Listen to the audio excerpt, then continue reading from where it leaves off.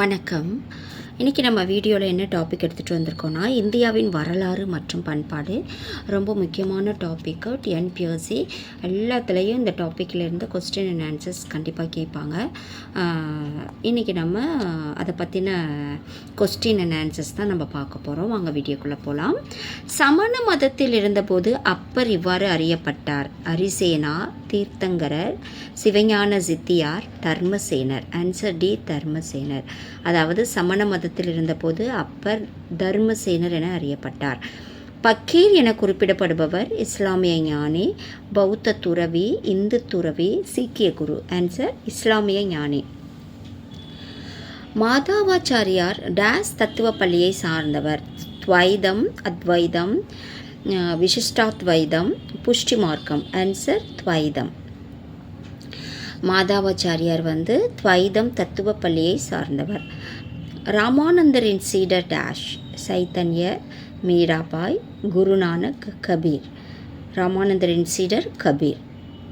அடுத்து, முதலாக இந்தி மொழியில் தனது மத தத்துவ பிரச்சாரத்தை மேற்கொண்டவர். இந்தி மொழியில் டேஷ் கேட்குறாங்க. ரவிதாஸ், ராமானந்தர், கபீர், நாமதேவர். ஆன்சர் ராமானந்தர். அக்பரின் அரசவையில் ஆக்ராவின் பார்வை திறனற்ற பாடகர் என்று அறியப்பட்டவர் டேஷ். அக்பரின் அரசரவையில் ஆக்ராவின் பார்வை திறனற்ற பாடகர் என்று அறியப்பட்டவர் சூர்தாஸ், துக்காராம், ராமானந்தர், மீராபாய். ஆன்சர் சூர்தாஸ். ஏதான் கரெக்ட். அடுத்து, மராத்திய மன்னர் சிவாஜியின் சமகாலத்தவர் டேஷ் ஆவார்: Ramananda, Mirabai, Surdas, Tukaram. Answer D, Tukaram.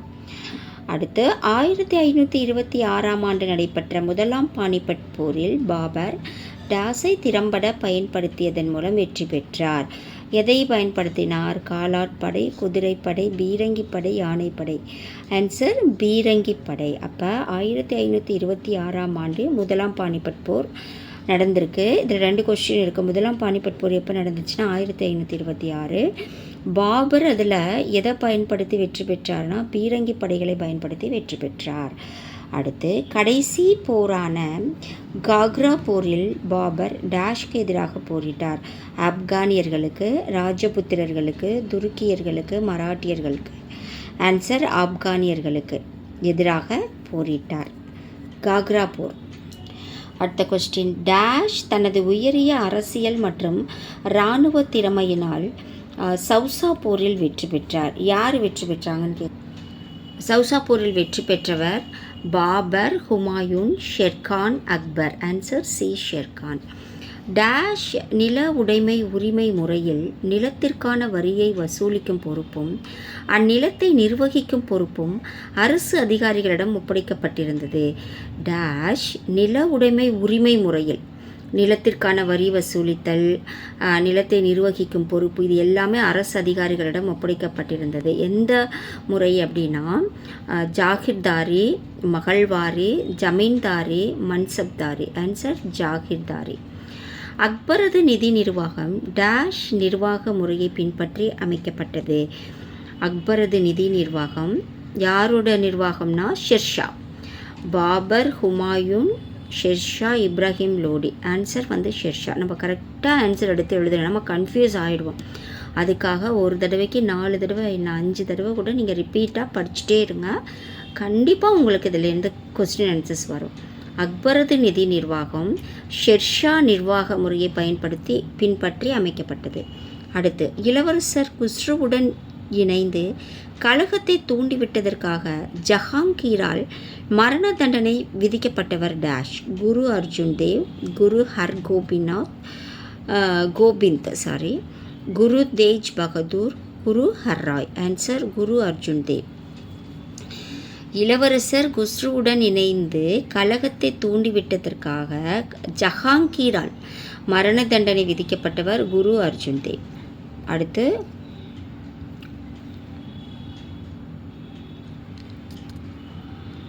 Okay, dash France நாட்டைச் சேர்ந்த 14ஆம் லூயி ஆகியோர் சமகாலத்தவர்கள்.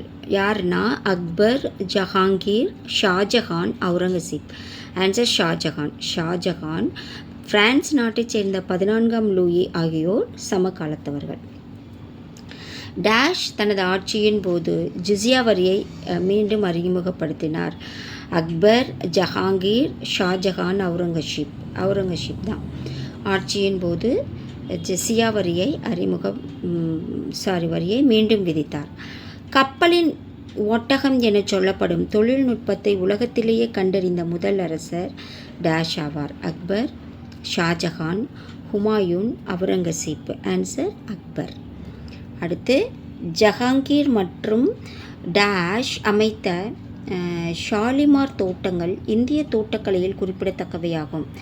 அக்பர், ஷாஜஹான், ஹுமாயூன், அவுரங்கசீப். ஆன்சர் ஷாஜஹான்.